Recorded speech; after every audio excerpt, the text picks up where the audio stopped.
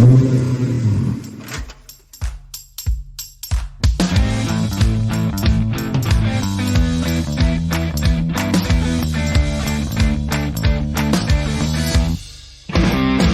chers passionnés.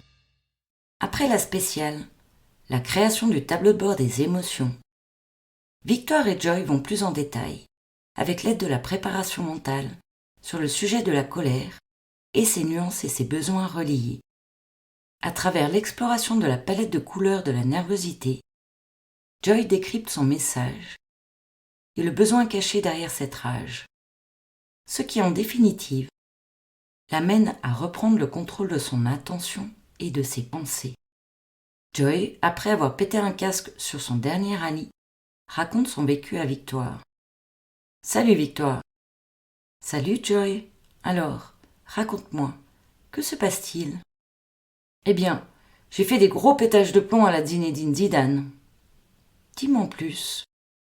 Je me suis acharnée à taper sur le volant et sur la carrosserie de l'auto, et aussi sur les roues, mais là, je me suis cassé le gros orteil. Oh, l'auto était plus forte que toi? Que s'est-il passé précisément? Bien, on roulait et je n'écoutais pas les notes. En fait, je les entendais sans les entendre. Et à plusieurs reprises, j'ai fait l'inverse des annonces à Constance. As-tu un exemple de situation précise, Joy? Oui, un exemple frappant. On descendait vers le sud du pays, pour la spéciale Fez-Irfoud. Le parcours serpentait au milieu de somptueux canyons et sur des pistes de montagne sinueuses et caillouteuses. La veille de la spéciale, Constance, après le débriefing du rallye, a insisté sur le fait que le lendemain était une journée à crevaison, et pas qu'une. On sait tous qu'au Maroc, quand est annoncé risque de crevaison, se trouvent des silex coupants comme des couteaux affûtés sur les bords de piste, voire sur la piste. De surcroît, je n'ai rien voulu entendre. Je suis restée bornée, au point de garder seulement 2 roues de secours au lieu de 3. Tout ça pour gagner 35 kilos. Et surtout, perdre 45 minutes sur le bord de piste. À attendre qu'un autre concurrent ait la gentillesse de me prêter une roue de secours. Et tu sais quoi? Bis repetita, 20 km plus loin. Durant la spéciale, on a crevé 5 fois. Eh oui, 5 fois. De plus, on a passé la ligne d'arrivée sur une jante. Et ce n'est pas le pire dans tout ça. Oh, j'ai honte de te raconter ça. Crois-moi, je ne suis vraiment pas fière. Constance a bien insisté sur la liaison avant la spéciale, pour me rappeler que la sortie de piste était interdite ce jour, pour risque de grosses punitions. On s'était mis d'accord sur le fait que la note impérative sur piste exprimait qu'au ras des bords du parcours et en dehors se trouvaient des cailloux aux arêtes tranchantes. Eh bien, je te le donne en 1000. Je coupais la piste là où elle me disait impératif sur piste. Le pire, c'est qu'à plusieurs reprises, quand elle m'annonçait un carrefour à droite, je partais à gauche. Ou une annonce à gauche, je partais à droite. Sur ce rallye, j'étais vraiment la tête à la controverse. Résultat, à chaque crevaison, j'étais obsédée par le fait de perdre du temps. Je sentais le sang en moi affluer dans le haut du corps, mon visage devenait tout rouge comme une tomate, et la colère montait de plus en plus. Au point de tordre le volant à force de taper dessus, pendant que Constance changeait les roues. J'étais dans une rage folle. Une fois sortie de l'auto à l'arrivée de la spéciale, je me suis excitée sur la carrosserie devant les concurrents et les commissaires. Voilà, bien maintenant c'est dit. Ça fait quand même du bien de l'exprimer. Victoire. De toute évidence, tu en avais gros sur la patate. Allons chercher le facteur de situation qui a provoqué les conditions de cette frustration et donc de cette impulsivité. Malheureusement, nous ne pouvons pas toujours contrôler les situations qui provoquent de la frustration. Par contre, nous pouvons observer ce qui a provoqué cette nervosité et en comprendre la cause afin d'éviter que la situation se reproduise. En premier lieu, exprimer son mécontentement en parlant ou en écrivant sa révolte, même après coup, permet de la libérer. Il est bon d'en parler ou de l'écrire afin de l'évacuer. Joy. Ah oui, je me sens déjà soulagée de le dire. Pendant la spéciale de la création du tableau de bord des émotions, On a vu qu'elle était liée à une injustice. Je ne comprends pas trop dans cette situation. Peux-tu m'en dire plus, Victoire ? Avec plaisir. Avant tout, la colère est provoquée par le sentiment que quelque chose d'important pour nous est remis en cause, notamment une valeur, la justice, l'équité, le respect, ou encore la maîtrise de son temps. Dans certains contextes, il peut être nécessaire de suivre un processus d'apprentissage cognitif de gestion des émotions.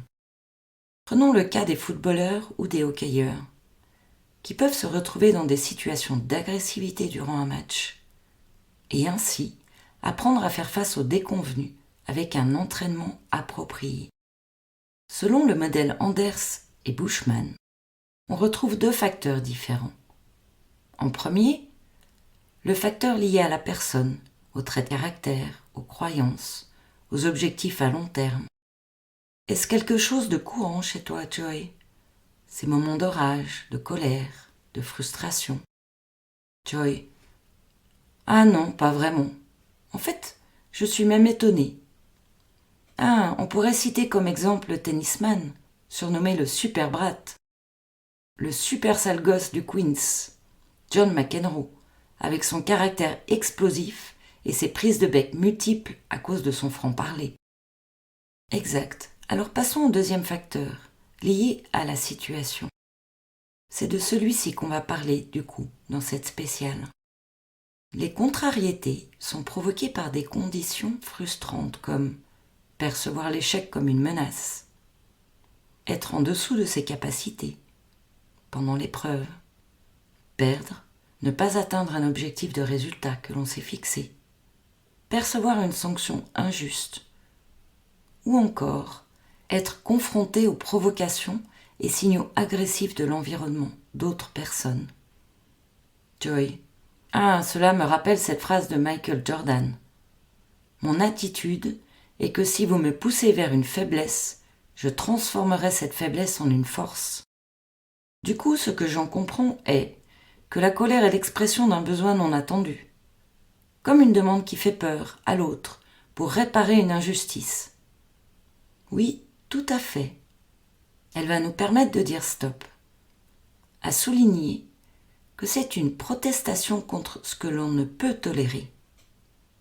En d'autres termes, la caractéristique principale est une défense de l'intégrité, de la personnalité. La colère donne la force de dire non et de se sentir soi. Revenons à ta situation, Joy, tu veux bien ? Et commençons par examiner les émotions que tu as ressenties ces derniers temps. L'idéal est de partir de la plus récente à la plus éloignée. Pour commencer, aujourd'hui, en attendant notre rendez-vous, j'ai senti une forte impatience, comme un volcan dans mon ventre et une turbine sans fin dans ma tête. Puis de la honte en te racontant mes péripéties du Maroc et en songeant à ce que les gens ont pensé. Enfin, un fort sentiment de culpabilité. Je m'en veux aussi pour Constance qui a fait une super navigation et que je n'ai malheureusement pas écoutée. Et aussi envers l'équipe. Bien, Joy. Te rappelles-tu le besoin caché derrière cette rage, vu durant la spéciale de la création de ton tableau de bord ? Joy ouvre alors son carnet de bord à la page du tableau de bord des émotions. Il en profite pour ajouter la culpabilité et la honte dans la section de la tristesse. Voyons voir, je confirme, la source de cet énervement est liée à une injustice. J'ai réagi sur le vif, dans le rouge, et plusieurs heures et jours après, je réalise que l'action était peut-être libératrice sur le moment, mais qu'elle m'a desservi pour la suite de mon projet. Victoire. La colère, selon les neuropsychologues, est responsable du respect de son territoire et de la propriété de son énergie. De par ce fait, elle permet de chasser un envahisseur. Elle mobilise nos ressources pour rétablir les frontières que nous n'avons pas écoutées. En somme, cet état de frustration est un signal de trop-plein pour nous aider à nous réorienter, nous signalant que nous empruntons la mauvaise direction. En quoi ne t'es-tu pas respecté, Joy, avant ou pendant le rallye ? Durant le rallye, c'était une forte colère qui est restée et revenue à forte intensité, avec, au final, les coups de folie à taper sur le volant et la carrosserie. Puis, de multiples énervements exagérés suite aux erreurs répétées de pilotage durant la course. Ok, Joy, laisse ces émotions te traverser. Elles sont tes indicateurs. On va aller explorer cette frustration pour mieux la comprendre. Et dis-moi, comment te sentais-tu au départ du rallye ? Ouf, je vivais sous un fort stress. Je faisais un peu tout à l'envers. J'étais sous tension et très nerveux. Joy, qu'est-ce qui était bien, favorable, durant le rallye du Maroc ? Le parcours, l'équipe, l'assistance, la navigation, l'auto, l'organisation. En fait, tout était au top, sauf moi, et les histoires que je me suis racontées. Ok, et quelles étaient les histoires que tu te racontais ? En fait, j'ai beaucoup de pression en ce moment au travail. J'ai beaucoup pensé à cela durant le rallye. Et quel avantage avais-tu à te raconter ces histoires, Joy ? Aucun. Joy, il est fort probable qu'il se présente un avantage, peut-être inconscient. Lequel est-il ? Je ne vois vraiment pas. Je ne sais pas. Ok. Avant le rallye, que s'est-il passé ? Étais-tu dans le même état d'esprit ? Ah, en fait, si, ça me revient. C'est de ne pas savoir comment réaliser la quantité de tâches à produire au travail. On aurait besoin de 5 personnes en plus pour accomplir toutes les missions dans les délais. En as-tu parlé avec l'équipe professionnelle ? Non, on est tous dans la roue du hamster, de toute façon, à courir sans cesse pour livrer ce que l'on peut. Alors, est-ce que ce serait juste de dire que ce problème est resté collé à toi en dehors de ton travail ? Ou se présente-t-il autre chose ? Effectivement, c'est ça. Je n'ai pas décroché. Est-ce qu'à un moment donné, ton corps ou tes émotions t'ont envoyé un message ? Oh oui, j'étais très fatiguée tout le temps et par conséquent à fleur de peau. Et à quel moment précisément tu n'as pas suivi ton intuition ? En fait, je me rends compte que je n'ai pas fait de break avant le rallye, ni même entre les journées de travail, les soirées et les week-ends. Je suis venue direct sur le rallye, tête baissée, sans repos, et en étant déjà dans le rouge. Et si on revient à ton tableau de bord des émotions, à travers quelle émotion es-tu passé entre avant le rallye et pendant le rallye ? Oh bien, il y a un sacré panel, je dirais le stress, l'angoisse, l'inquiétude.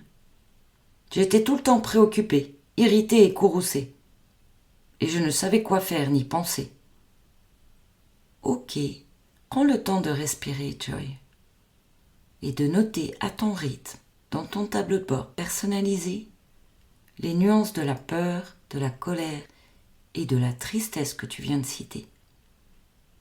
Oh, je n'aurais jamais fait le lien entre la colère et le fait d'être soucieux et préoccupé. Intéressant. Et aussi le fait de ne pas savoir. Quelle en est la couleur primaire ? La racine de ne pas savoir est la peur. On l'explorera sur la prochaine spéciale. Maintenant, Joy, quand tu as pété les plombs comme Zinedine Zidane, quelles étaient les émotions avant ? Oh, j'étais très nerveux, tendu, sur les nerfs tout le temps. Je me sentais dans l'impasse et impuissant. C'était le brouillard dans ma tête. Ok, Joy, laisse venir. Et ajoute cela dans la section de la colère et de la peur sur ton tableau de bord. La peur ? Quel rapport ? Regarde à nouveau ton tableau. Où trouves-tu le brouillard dans la tête ? Ah oui, décidément, je l'oublie tout le temps cette peur. As-tu vécu d'autres émotions durant le rallye ? En effet, ce qui me vient, c'est surtout le soir après les spéciales. J'étais écœurée, je me sentais abattue, confus, accablé et plein de remords. Ok, Joy, ajoute ces émotions dans la section tristesse de ton tableau. On y reviendra plus en détail dans les prochaines spéciales, après l'approfondissement de la peur. C'est quand même impressionnant le nombre d'émotions liées à la colère. C'est bien plus clair dans ma tête maintenant. Surtout, le fait de comprendre que cela est lié à une injustice. Super, Joy. Comment te sens-tu en rapport avec cette expérience du Maroc ? Je me sens mal à l'aise, écœurée, c'est du gâchis. Je ne me suis même pas fait plaisir. Bon, c'est du passé. Il est temps de passer à autre chose maintenant, que j'en décode un peu mieux la source. Excellent. Je te laisse, si tu le souhaites, ajouter ces émotions dans la section dégoût. On y reviendra aussi sur le sujet, dans une autre spéciale émotion. Ah oui, le dégoût, qui veut dire arrêter quelque chose. Ah bien, cela me parle bien maintenant. Je décide d'arrêter les pétages de câbles. Magnifique. Tiens, nous ferais-tu un rappel des besoins de chaque émotion originelle ? La colère est liée à l'injustice. Cette fois, c'est bien intégré. Le dégoût indique d'arrêter quelque chose. Oh ben celle-là, je l'ai bien compris aussi. La joie amène le plaisir et la motivation. Oh ben ça m'a bien manqué pendant le dernier rallye. La tristesse est liée à une perte. La peur est un avertissement ou une zone de confort à dépasser. Je suis impatient d'étudier le sujet dans la prochaine session. Super. Ce sont tes indicateurs de besoin. Après ce survol de la colère, et quand tu regardes ton tableau de bord, quel est le message qui apparaît maintenant ? Ce qui en ressort, c'est que je n'ai pas pris le temps de coupure entre ma vie professionnelle et le départ du rallye. Je ne me suis donc pas respectée. Et c'était la même chose chaque jour quand je rentrais après le travail. Je réalise que je rentrais avec mon sac à dos de stress à la maison. Et que ce n'était pas très sympathique pour mon entourage. Maintenant, je vais ajouter des temps de pause, d'autres activités de détente, juste après le travail, pour faire un break, et surtout avant de partir en rallye. Et aussi, noter toutes ces émotions et ces situations dans mon carnet de bord pour les libérer. Super, Joy. Quel impact s'en suivra pour toi ? Le fait de faire une pause et de revoir ma journée, et en même temps parfois écrire les événements pour me permettre de me détacher des soucis et d'être plus présent à moi, à mon entourage, à mes activités de loisirs, et surtout de lâcher ce stress qui me gâche la vie. Super, Joy. Bonne pratique alors. Voilà, en résumé, aujourd'hui nous avons parcouru le besoin caché de la colère et sa multiple palette de couleurs. Nous avons vu qu'à travers certaines émotions, parfois, on ne parvient pas à faire un usage raisonné de ses facultés de raisonnement ou de décision. Comme le définit Daniel Goleman, une émotion peut être définie comme une réaction physiologique de notre corps à un stimulus de notre environnement. C'est une réaction d'adaptation, d'alerte, de survie et de développement. L'astuce de Joy. Joy note dans son carnet de bord, à la page Pense bête en cas de crise. Pensez à apprécier les bons moments. Souvent, on est submergé par les émotions négatives, au point qu'on en oublie ce qui est chouette dans notre vie, ce que l'on a déjà qui nous fait du bien.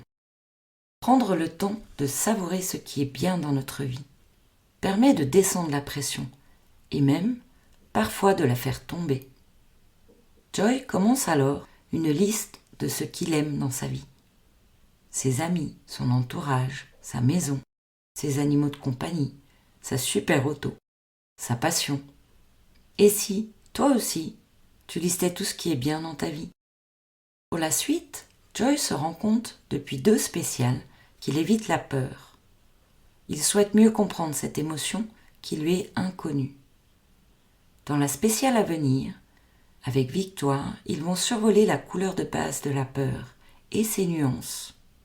Si tu as envie d'en savoir plus sur les 5 émotions majeures et le tableau de bord, je t'invite à écouter les spéciales émotions et à t'abonner sur l'une des plateformes podcast de ton choix que tu trouveras à travers le lien ci-dessous. Alors, à tout de suite pour suivre les aventures de Joy, dans un jour, dans une semaine, dans un mois. pour la nouvelle spéciale. C'est quand tu veux, c'est en ligne. Merci pour ton écoute. Et surtout, rappelle-toi, là où tu regardes, tu vas. À bientôt sur la chaîne Maximise ton potentiel. Et bonne pratique.